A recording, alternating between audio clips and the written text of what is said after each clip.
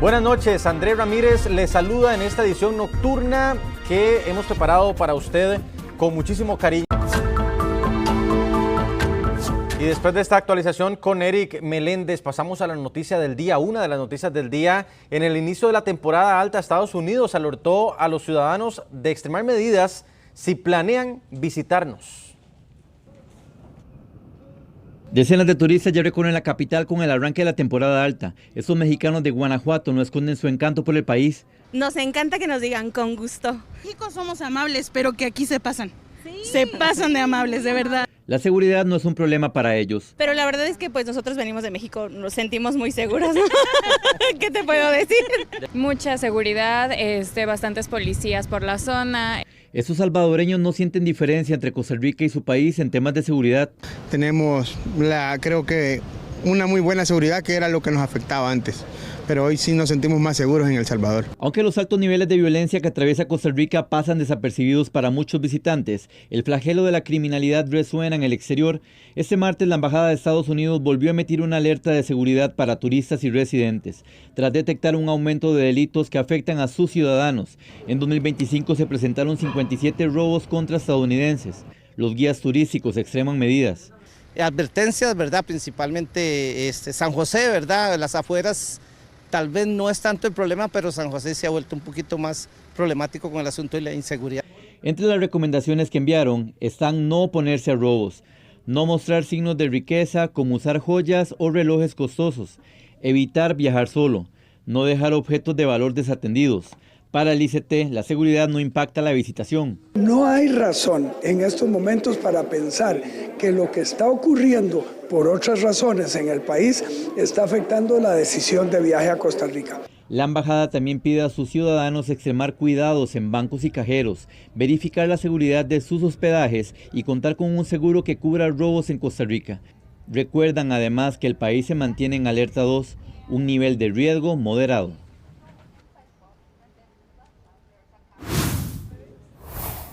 Bueno, y un niño de 11 años resultó herido en el pecho por un arma de fuego la tarde de este martes. Tienen ustedes las imágenes.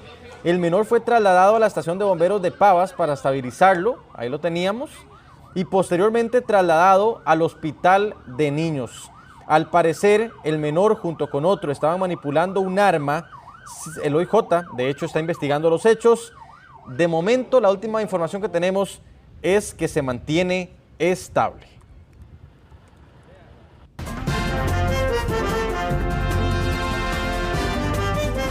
Nos comunicamos en directo con doña Giovanna Siles, criminóloga de la Ulicori. Doña Giovanna, primero que todo, muchas gracias por acompañarnos. Buenas noches, ¿nos escucha bien? Muy buenas noches. Buenas noches. Doña Giovanna, el caso de este menor que hoy es herido por manipular un arma, ¿es ejemplo de lo que tal vez estamos viviendo, esta ola de violencia, que incluso hay armas, digamos, tan cercanas en la propia casa, en la familia, entre los amigos, si se quiere? Doña Giovanna, buenas noches. Muy buenas noches. Es importante la responsabilidad de los padres de familia en lo que es el cuidado y la custodia de objetos que son hechos para matar, como es un arma, y la debida gestión que tenemos que hacer de las mismas. Este año, lamentablemente, tenemos más víctimas inocentes que años anteriores, y lo más lamentable es que tenemos víctimas menores de edad, niños que no debieron de estar ahí sujetos en esa situación. Lamentablemente, este año estamos con cifras muy altas, superando las 760 homicidios dolosos a nivel nacional, pero lo sí que es más lamentable es la cantidad de niños que han fallecido este 2025. Claro, y estamos hablando también de que muchos menores, no solamente inocentes, como puede ser el caso de una bala perdida o una manipulación, sino también menores que se están metiendo a bandas criminales, ¿es así?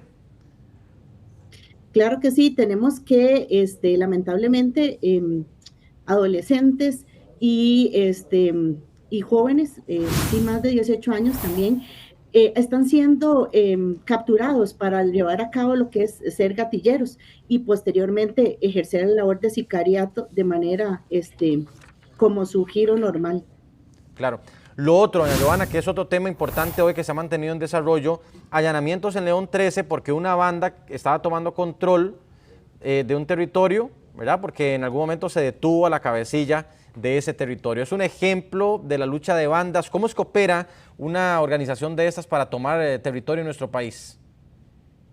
Las bandas están trabajando a nivel organizado como si fuera una empresa, con todos y cada uno de sus elementos, tales como personas encargadas de logística, personas, abogados, notarios, en aquellos grupos que se dedican a lo que es el lavado de legitimación de capitales, y en fin, una serie de componentes que los hemos visto identificados en los diferentes casos que se han desenmascarado o que se han evidenciado y que han sido presentados a los tribunales. Doña Giovanna, muchísimas gracias por acompañarnos hoy.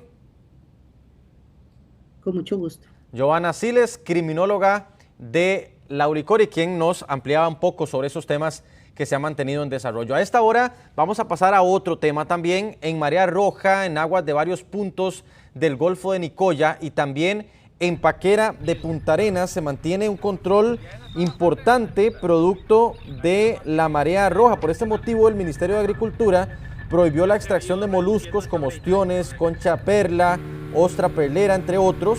Recuerde que consumir esos productos extraídos durante este periodo de veda podría generar intoxicaciones a usted, a las personas que lo consuman.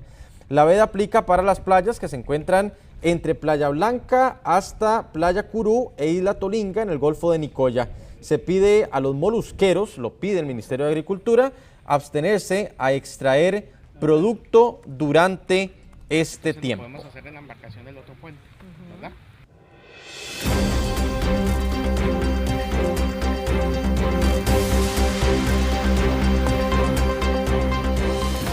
En nuestro enfoque, sentencian a transportistas de carga por trasiego de cocaína a 7 años de cárcel, y esto pues abre otra vez el debate entre el sector con la facilidad en la que algunos conductores están cayendo en la trampa de las organizaciones. Jeffrey Naranjo, usted ha trabajado el tema durante el día y nos tiene el reporte en directo. Adelante. Si bien en los puertos de nuestro país tenemos escáneres, tanto en Puerto Caldera como en Moín, en los últimos años los grupos organizados de crimen organizado y el narcotráfico se las han ingeniado para continuar transportando principalmente cocaína, tanto para ingresarla hacia nuestro país como para llevarla fuera de nuestras fronteras. Y vemos el caso reciente de un conductor que detienen en el mes de agosto, y ya en días recientes el Poder Judicial emitió una sentencia en contra de esta persona, la cual pasará 7 años en prisión luego de que le encontraran en un contenedor 37 kilogramos de cocaína. Sin embargo, entonces, ¿qué también están los filtros en nuestro país a la hora de revisar estas mercancías? ¿Cómo ingresan y salen de nuestro país y de los puertos? ¿Y cuáles son esos mecanismos de seguridad con los que cuentan, por ejemplo, a la hora de revisar que estos cargamentos no ingresen a las fronteras de nuestro país? Inclusive se lo consultamos a varias cámaras como al sector exportador. Vamos a ver en la siguiente información parte de lo que nos mencionaron, también que contestan sectores como la Cámara de Transportistas de Carga. Pues estamos observando que inclusive son los conductores los más vulnerables a ser sobornados o buscados por el crimen organizado para servir a la hora de los intereses de transporte de mercancías, principalmente de droga, en este tema. Y vamos a ver en la siguiente información precisamente lo que respondieron, cuáles son esos mecanismos, esos filtros que deben fortalecerse en nuestro país para evitar que estas situaciones se sigan presentando. Veamos. Meter droga en contenedores de piña, banano y otras mercancías para que entre o salga del país han sido escenarios constantes. Y si no, recordemos el caso Embassy en junio, donde tras detenciones en Costa Rica y en coordinación con otros países, también en Europa, se desarticuló un grupo dedicado a esta actividad. Más recientemente, un transportista sentenciado a 7 años de cárcel, luego de que en agosto le encontraran 37 kilogramos de droga en su furgón. Y así podríamos enumerar muchos casos más. Incapacidad para irrumpir en nuestros GPS, para vigilar nuestros marchamos electrónicos, entonces tienen muchísima tecnología y creemos que nosotros en cuanto a seguridad todavía nos falta trabajar en una ley que sea mucho más rigurosa para que la gente que incursiona o que nos hace ese tipo de faltas pueda ser castigada de una manera más fuerte también. Según la Cámara de Exportadores, el tema de a quiénes contratan las empresas que transportan mercancías es donde están poniendo el foco para regular estos filtros. Aquellas personas que tienen una situación delictiva ya declarada o clara ante un juzgado, que busquemos mecanismos para que de repente no tengan la misma posibilidad de llevar carga o que puedan trabajar, pero que tengan que trabajar con mecanismos de control un poquito mucho más fuertes. También entender un poco cómo funciona el trabajo en carreteras, porque entendemos que el trabajo policial en carretera lo hace la policía en tránsito, es la que puede patrullar, pero no necesariamente puede intervenir en temas de carácter judicial, mientras que la policía no puede patrullar todas las carreteras en una manera más organizada. La Cámara Nacional de Transportistas de Carga mencionó que los mecanismos de rastreo por GPS son la principal medida para garantizar la trazabilidad de las mercancías, por dónde pasan y qué llevan los contenedores. Los equipos de carga disponen de varios,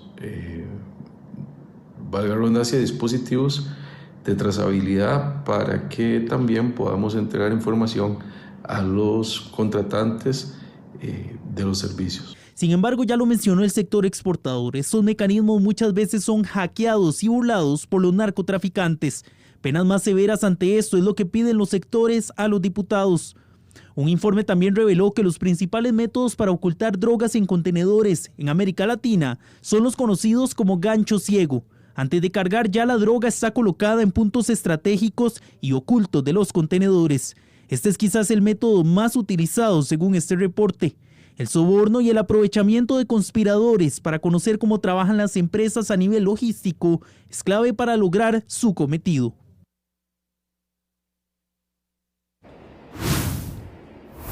Jeffrey, y por lo que entendemos que ellos mismos lo dicen, que ocupan una ley, todavía no hay avances en esta materia.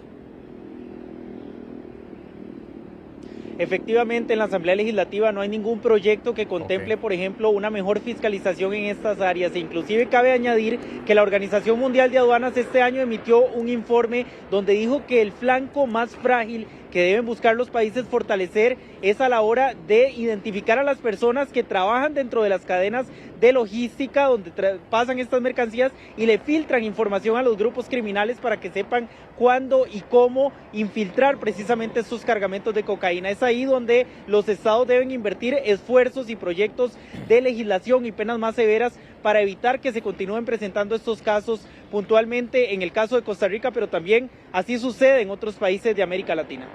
Jeffrey, muy amable por este reporte. Buenas noches. Pasamos a otros temas. El país podría dar un giro radical en la lucha contra el vapeo. Hay un proyecto de ley que de hecho busca prohibir por completo la importación, venta y uso de vapeadores y varias discusiones que se tienen ahorita sobre la mesa. Rachel Matamoros nos informa en directo porque habló con colegiales, con jóvenes sobre el detalle al respecto. Rachel, buenas noches. Así es, este proyecto de ley busca prohibir de forma absoluta la comercialización de los vaporizadores en nuestro país. Esto a raíz también de que las estadísticas muestran que se ha triplicado el consumo de estos artefactos en los colegios y los estudiantes están saliendo afectados gravemente por esta situación. Y es por esta razón que se plantea esta iniciativa de ley. Pero ¿qué es lo que se detalla con este proyecto y qué dicen los especialistas? Bueno, todos estos detalles lo ampliamos en la siguiente información. Un nuevo proyecto de ley presentado en la Asamblea Legislativa propone prohibir absoluta y definitivamente la importación, venta, fabricación, distribución, almacenamiento, transporte, uso y publicidad de los sistemas electrónicos de administración de nicotina, dispositivos sin nicotina y aparatos de tabaco calentado. La iniciativa llega en un momento crítico donde los colegiales están siendo atrapados por el consumo de los vaporizadores. El proyecto de ley es muy concreto, son 2 artículos. Uno, derogar completamente la ley 10.066 que le dio vida a estos sistemas que administran la nicotina, lo que llaman vapeadores. Y la otra es completa prohibición a lo que es fabricación, almacenaje, distribución, comercialización y publicidad de este tipo de instrumentos que se han vuelto hasta tecnológicos. Que si usted quiere acceder a este tipo de instrumentos, ya los puede conseguir en Uber Eats. Según un estudio del Instituto sobre Alcoholismo y Farmacodependencia aplicado en colegios, entre 2021 y 2025, el consumo de vapeadores se triplicó, pasando del 4% al 13%, lo que significa que 1 de cada 7 estudiantes los utiliza. porque ahora entre tanto indigente y tanta persona ya grande que lo utiliza, manda a la gente chiquitita a los grandes a que se los compren. Y así, gente con la que yo a veces salgo y los veo ahí mientras andan en bici, con los vapos y así, con sabores y cosas así me han dicho. Bueno, sí he visto algunos, pero casi la mayoría no, más bien vienen afuera para que no los vean. Sí, para que no los vean, sí, exactamente. He visto algunos, a veces he visto varios otros lugares que han tenido ese caso de que han consumido esas cosas. Compran aquí afuera, puede ser que uno no sepa y le compren algo que no es. Pero veamos estos datos. Actualmente un 33,8% de los estudiantes consume nicotina en alguna forma. 32,1% usa vapeadores con nicotina, 21,7% usa resinas saborizadas en dispositivos, un 14,4% consume cigarrillos electrónicos y un 13,2% consume tabaco total. Un proyecto así posiblemente sea menos fácil para estos jóvenes tener el acceso, como mencioné antes, a los dispositivos. Los especialistas advierten que este crecimiento explosivo coincide con la disponibilidad de más de 16,000 sabores que buscan atraer la atención de los más jóvenes.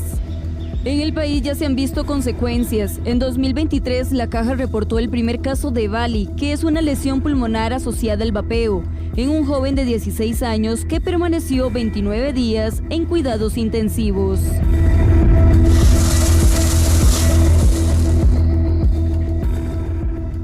Bueno, y como veíamos, este proyecto de ley no solamente busca la prohibición total de estos artefactos, sino también derogar la ley actual que de alguna forma permite que ingrese este tipo de artefactos a nuestro país, y es acá donde también el Ministerio de Salud deberá pues actualizar la lista de sustancias prohibidas.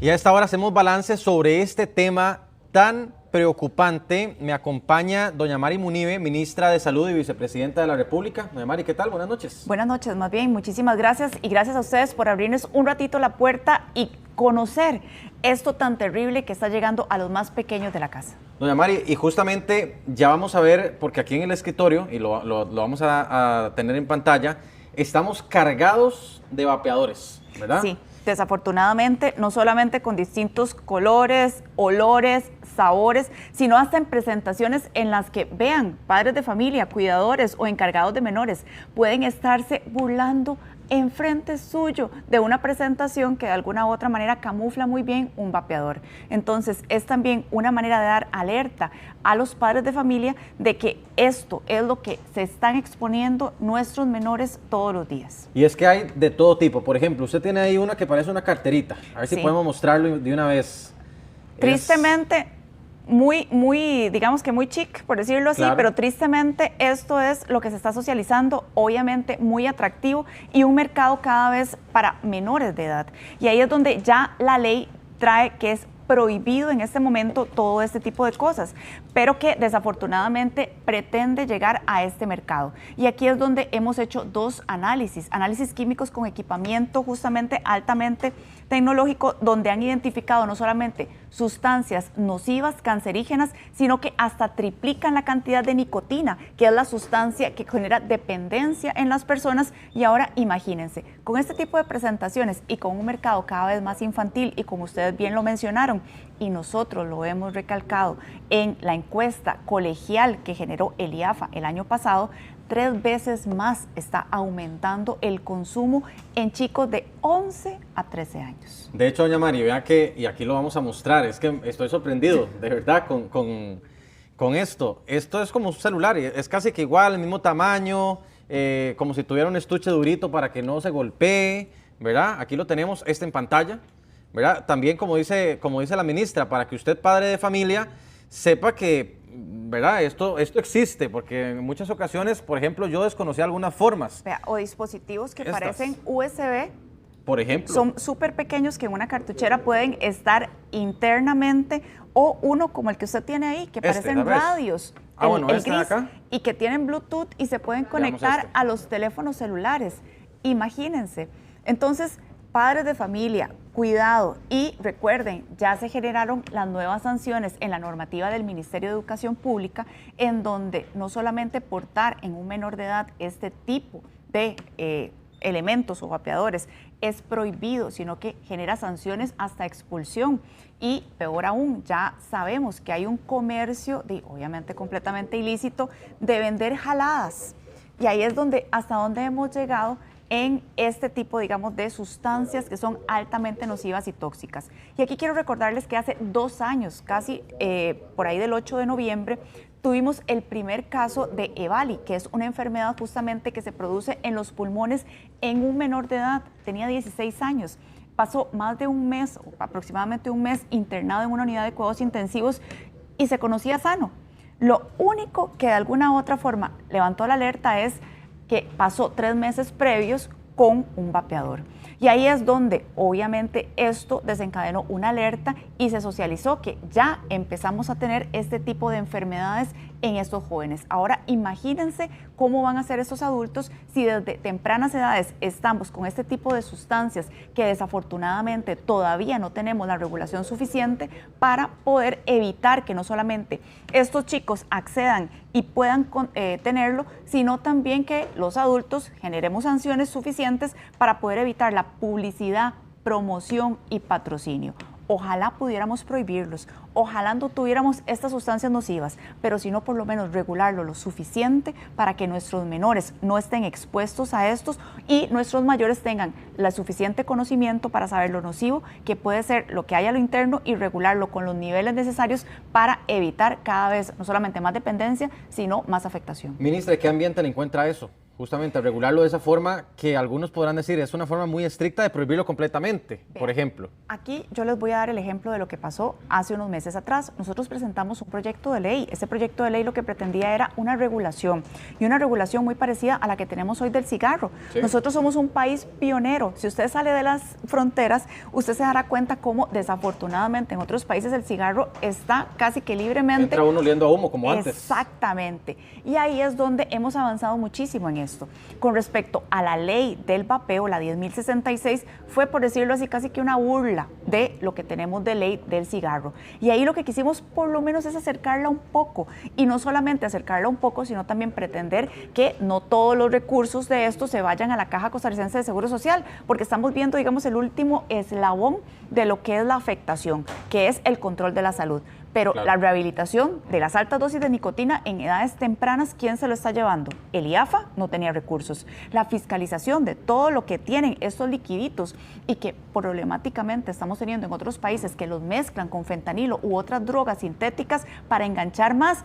¿Quién lo tiene? El Ministerio de Salud y el INCIENSA. Y así hay un montón de otras instituciones que no tenían recursos para poder continuar con esta fiscalización y que es importante que de alguna manera los tengan dentro de los impuestos a este tipo de elementos. Pues bueno, ¿qué sucedió? Lo archivaron. Claro. Ese es el ambiente político. Y yo lo dije varias veces en la Asamblea Legislativa, que muchas veces el lobby de las tabacaleras es tan fuerte que de ahí el sentido de salud pública queda completamente obnubilado por los legisladores.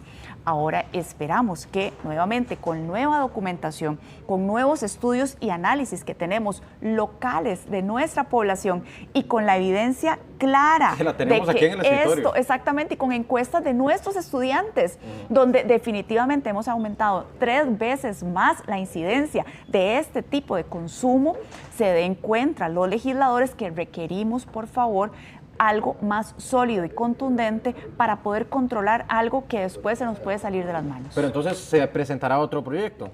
Sí, digamos que estamos socializando no solamente con los legisladores una normativa que regule este tipo de elementos, sino también diciéndoles estos son los problemas que hay. Pero nuevamente ese periodo puede pasar algún tiempito. Obviamente ahorita hay unas prioridades que luego vamos a hablar y que vamos a tocar el tema aquí, que son críticas, pero aquí creo que la comunicación y la educación es fundamental. ¿Por qué? Porque son nuestros menores los que nosotros como padres de familia podemos estar vigilando que no consuman este tipo de sustancias o vapeadores. Ministra, ¿y usted cree que yo sé que así es, que hay mucho lobby de las tabacaleras y muchos intereses económicos quizá, pero no cree que también actualmente se puedan estar enfrentando, estamos en plena campaña, todo lo que venga del Ejecutivo, lo que venga la ministra, no pasa, por ejemplo? Usted lo ha dicho. Y ahí es donde tristemente muchas de las iniciativas se politizan y al fin y al cabo no ven la incidencia en la salud pública. Y aquí es donde yo les digo que qué difícil a veces es defender ciertos puntos cuando son técnicos y son más bien poco populares desde otro, digamos que, escenario. Yo justamente el día de hoy en la mañana estaba hablando con alcaldes y otros mostrándoles la otra problemática que vamos a hablar, donde les digo más bien esto es lo menos popular en este momento, pero es lo más correcto técnicamente hablando. Igual esto es lo menos popular, pero es lo técnicamente que protege a nuestra población y lo peor es que es nuestra población infantil. Entonces, nuevamente, creo que la educación que podemos brindarle a nuestros menores es importantísima sobre los daños y perjuicios en su salud que puede ocasionar en tempranas edades tener estos consumos. Recordar que esto va en escalada y la nicotina es una sustancia altamente dependiente que hace a la persona que necesite cada vez más esto. Ahí es donde, si después empieza con cigarro, vapeadores, alcohol, ¿qué otras drogas más duras luego puede escalar nuestra adolescente? Y estos son los futuros líderes del mañana. Tenemos que cuidar a nuestros jóvenes. Doña Mari, de hecho, voy a pedirle al realizador Gustavo Angulo que nos presente en imagen unas estadísticas de los estudios que justamente se han hecho en colegios. Ya las vamos a tener ahí en cámara, justamente de los colegiales que han sido entrevistados. Ahí lo tenemos. Un 12% utilizó ya cigarrillo o vapeador, un 13% de consumo. Esto estábamos hablando de que se triplicó en el 2021 el consumo y que 1 de cada 7 usa vapeador o por lo menos lo admite, porque una cosa es admitirlo y otra cosa es que tal vez lo hago y mejor no digo. No, ahí es, digamos, la problemática. Imagínense que 1 de cada 7 chicos diga que ya lo usa y el 13% dicen que los últimos 30 días lo han utilizado y ahí es donde esto era un 4% y se triplicó a estas alturas. Imagínense, y muchas veces sacamos las estadísticas y se presentan ahí, vean cómo el cigarrillo va disminuyendo y todos contentos y yo no es que está disminuyendo, es que estamos cambiando obviamente del cigarro a este tipo de dispositivos que desafortunadamente no están regulados en lo absoluto. Sí. Y ahí es donde 10 mililitros que puede contener uno de estos diales o cassettes son 40 cigarrillos. 40 cigarrillos. ¿Y cuánto están controlando las personas que consumen este tipo de sustancias? ¿Cuántas jaladas se llevan por día? ¿O en cuánto se gastan esto? Y nuevamente, 20 miligramos más o menos es lo que te tiene que tener de nicotina mínimo regulado en otras latitudes. Pues aquí se ha encontrado hasta 3 veces más en dispositivos que son altamente atractivos para una población menor. 1 más 1 son 2, señoras y señores. ¿A dónde cree que va este tipo de sustancias como mercado meta?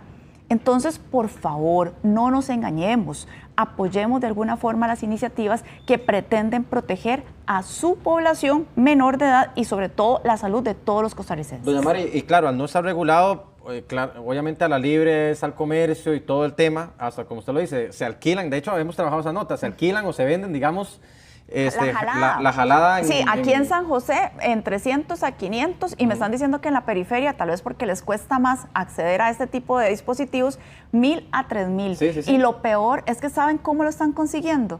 Por medios digitales. Obviamente fingen la edad, lo piden, se los dejan mediante transportistas, ¿verdad? Como no sé si decir las marcas, pero bueno, como estos traslados que generan, se los dejan en las puertas muchas veces de los centros educativos y ahí los comercializan. O sea, hemos, digamos que identificado cualquier cantidad de maneras donde ellos mismos pueden acceder a este tipo de dispositivos. Ahí es donde no solamente los padres de familia, sino también los docentes tienen que estar muy, muy alerta, porque esto es prohibido y un adulto que le facilite este tipo de cosas a un menor de edad está sancionado y penalizado. Claro. Sí. Ahora, doña Mari, pregunto, por ejemplo, ¿revisar esto en un centro educativo es posible? ¿Y decomisarlo? No. Cuando se identifica en un centro educativo, obviamente sí, se retiene y se sanciona a ese menor de edad. Ahí es en cuántas formas, vea, esto parece perfume, en cuántas formas se puede modificar este tipo de dispositivos para que pase completamente desapercibido. Y lo peor, ustedes se acuerdan de, creo que todos hemos sentido el olor, por lo menos para mí, desagradable del cigarro, y es un olor que queda y que queda impregnado. Esto, si se dan cuenta, huele a chica fresita, a chicle, a cualquier otro tipo de sustancia que a veces es hasta atractivo y no desagradable. Entonces todavía lo hacen más difícil de detectar. Y estas sustancias que son aromáticas también son tóxicas porque no están hechas para inhalarse. Entonces nuevamente tenemos que regular absolutamente los líquidos, el contenido, los niveles de nicotina, la forma en que se ven, el ponerle empaques que de alguna manera le digan a las personas que lo van a comprar, vea, esto es lo que le va a pasar a sus pulmones. Y de alguna u otra manera también a esos menores de edad que puedan tener estos padres conscientes de que ellos no deberían estarse siendo expuestos en un momento de desarrollo, no solamente neuronal, sino físico, a sustancias tóxicas, químicas, carcinogénicas. Claro, no, y le hacía esa pregunta a doña Mari, con eso para pasar al otro tema, si es posible en algún momento que iniciativas con fuerza pública, digo yo, mientras llega la ley, Ministerio de Educación Pública, puedan enfocarse también en el decomiso de estos artículos. Vea, el Ministerio de Educación Pública lo que se encarga es de velar, obviamente, por lo que son sus alumnos dentro del centro educativo y han generado normativas y ustedes mismos socializaron lo de la parte de la vestimenta, la parte justamente de portar este tipo de dispositivos. Ellos sí tienen sanciones y hasta la expulsión en caso de identificarlo. Okay. Pero aquí nosotros somos los que, digamos, fiscalizamos externamente, claro, no solamente los lugares que están habilitados para la venta a adultos de ciertos dispositivos que sí están regulados, sino lugares como a veces hasta pulperías donde esto no debería colocarse, y ustedes mismos lo saben, o sitios en donde lo tienen a una altura en donde, ¿a quién pretenden engañar? A una altura así, con figuras de ositos y de figuritas, atractivas. Exactamente, obviamente están buscando otro mercado. Esos lugares, denúncielos, y estos lugares también se ha identificado que pueden contener no solamente las sustancias químicas, sino también mezclas que son peligrosas, porque hay otros que son recargables, y en ese recargable, ese líquido usted no sabe lo que puede portar.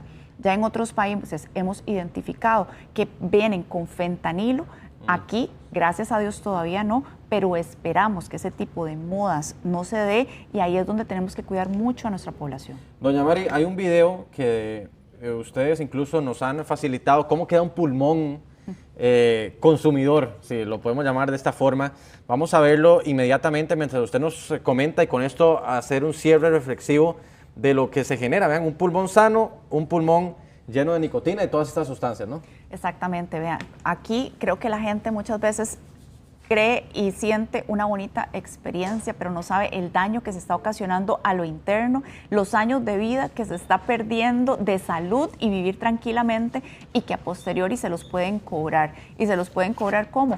Con más consultas médicas, con más síntomas, con menos calidad de vida, con enfermedades que de alguna manera usted no necesitaba tener a una corta edad, o peor aún, con cáncer, no solamente a nivel pulmonar, sino a nivel de otros sistemas.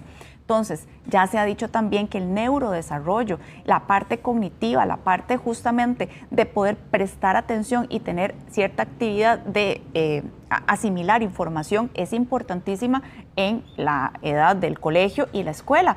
Y si están ustedes con este tipo de dispositivos ingresando sustancias, cada vez va a ser más difícil esta asimilación. Entonces, por todo lado es malo.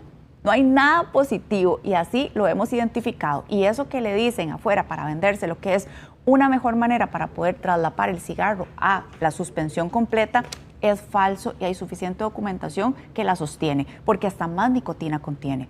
Nuevamente, ninguna de estas cosas se hizo para nuestros pulmones. Ahí es donde es un llamado, no solamente a que cuidemos nuestra salud, a que no tengamos de alguna forma enfermedades prematuramente, sino que a nuestros menores, los futuros líderes de esta patria, puedan formarse y tener las mejores condiciones para tomar de alguna manera a este sustrato bueno, y que siga bueno y sano a futuro. Claro. Yo estoy sorprendido con esa carterita. Mostrémosla otra vez por si alguien a esta hora nos está sintonizando. Es que vean la manera en la que tratan de engañar, de que es muy bonito, de que qué lindo. No, y lo peor es que combina, ¿verdad? Bueno, y hoy le va. Es triste, pero yo jamás andaría algo así, y menos por lo que realmente significa esto. Increíble. Y ahí es donde padres de familia identifiquen este tipo de elementos. Así es. Ministra, otro tema importante que se mantiene en agenda es el tema de la basura, los rellenos sanitarios. Hoy algunos alcaldes, algunas municipalidades se reunieron y dicen, no vino la ministra, no vino el ministerio. Bueno, ¿qué podemos decir sobre el tema? Vean, aquí quiero ser clara. ¿Se acuerdan ustedes en abril del 2024, en donde no solamente presentamos la política de gestión de residuos, sino también un proyecto de ley? Este proyecto de ley, el 24.251, que lo que pretendía eran dos cosas, únicamente para poder resolver de alguna forma ya el problema de la basura. Uno, que nos dieran los usos de suelo de los lugares para poder disponer de más rellenos o más lugares y así derivar la basura cuando los rellenos sanitarios se saturaran. Y dos, generar una regionalización de todo lo que es la gestión. ¿Qué quiere decir esto? Dividir al país en zonas para que los gobiernos locales, que muchas veces con carencia de recurso presupuestario, pudieran sumarse a otras municipalidades y así facilitar y apalancar iniciativas de nuevas tecnologías.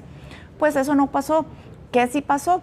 Lo que ahora tienen justamente en esas mesas de trabajo, que es un proyecto de ley que desvirtuó muchísimo el, digamos, elemento original y que ahora lo que pretende es brindarle una visión al INVU y al Ministerio de Salud para poder generar apoyo en los planes reguladores, generando zonas que son de destino, obviamente, para los residuos.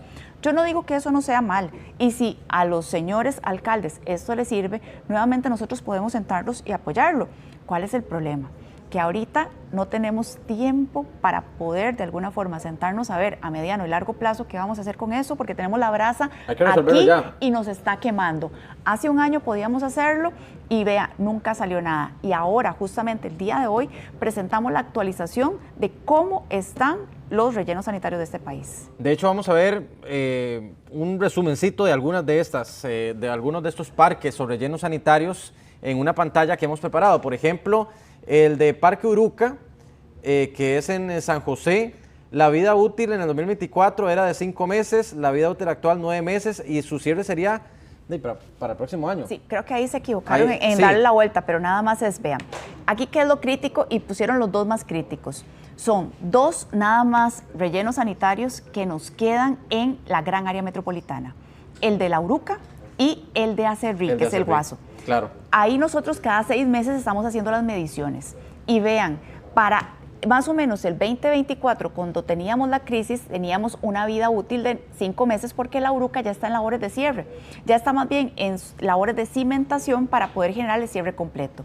Ya ahora, con lo último que ya se arrojó, lo que le quedan son 5 meses con esta misma densidad para poder decir, bueno, ya no logramos recibir más, entonces por ahí de abril, mayo, listo. Pero lo mismo Acerrí. Esto hace que Acerrí, entonces, de alguna u otra forma, sea el que nos quede. Y teníamos por lo menos un espacio de 3 años.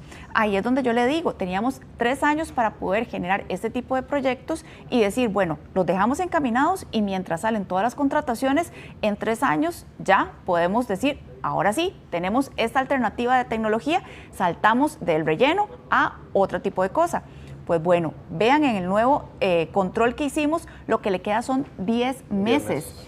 Y esto de alguna u otra forma es crítico, crítico, crítico. ¿Por qué? Porque dentro de esa comparación, lo que genera la gran área metropolitana es hasta 10 veces más lo que generan las zonas periféricas.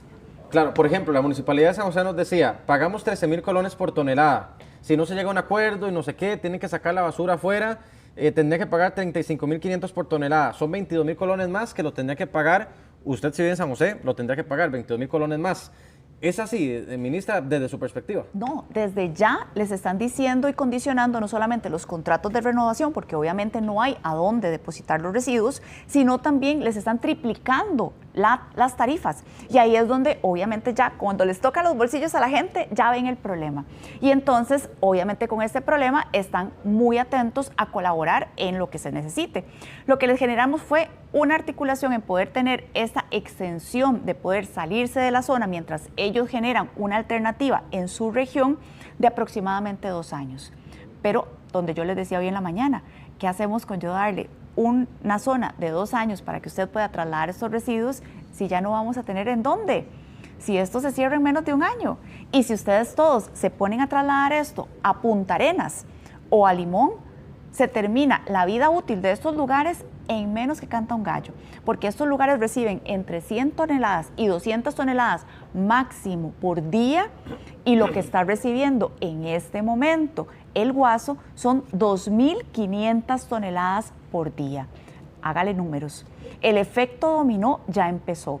Y ahí es donde la tabla que se socializó se está viendo no solamente cómo se está consumiendo el centro, sino también todas las zonas de Pocosí y Limón, que son los otros 2 rellenos que existen, en donde nadie va a querer ver una filita de carros en la 32 y menos una filita de carros también en la ruta 1.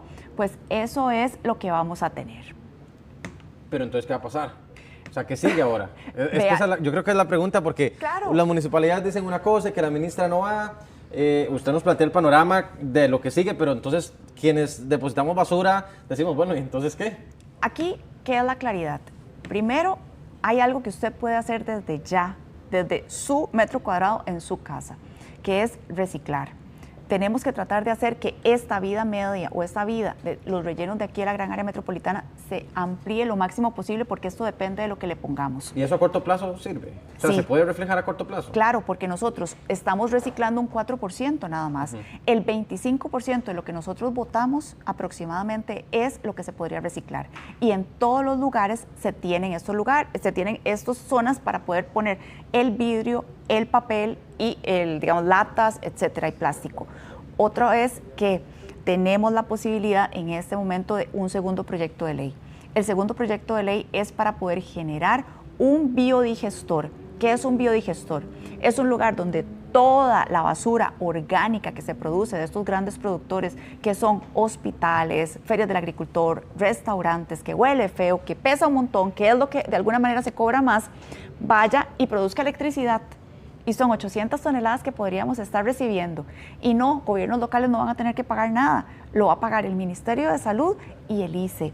Y ahí es donde yo ocupo este proyecto de ley y esta aprobación para empezar a hacer este proyecto, donde ya se hizo todos los análisis, todos los estudios y podríamos generarlo. ¿Y alcanzaría para el tiempo de vida que tiene nada más?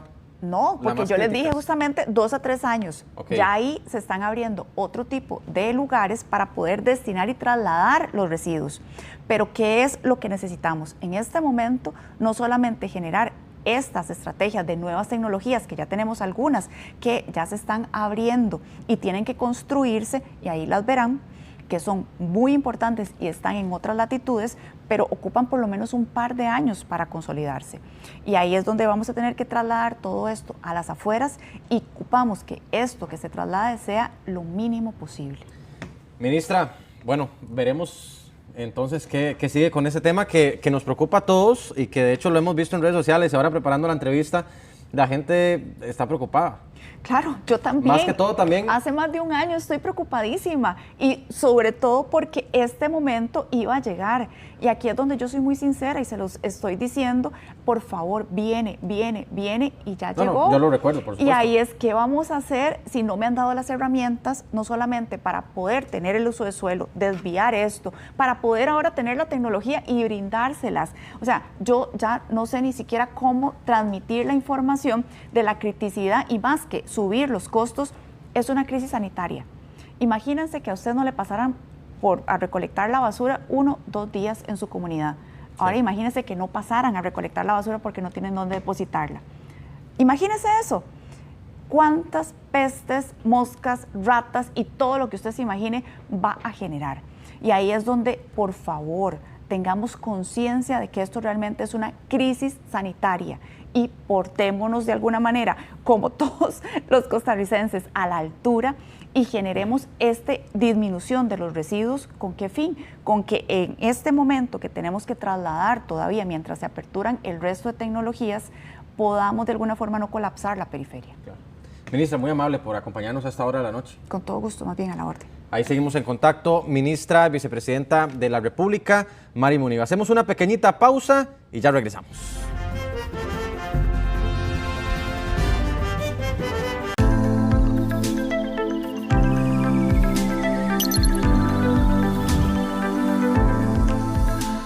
Le pueden vulnerar sus contraseñas. ¿Cómo lo hacen? Daniel Sosa está listo con la sesión de tecnología. Daniel.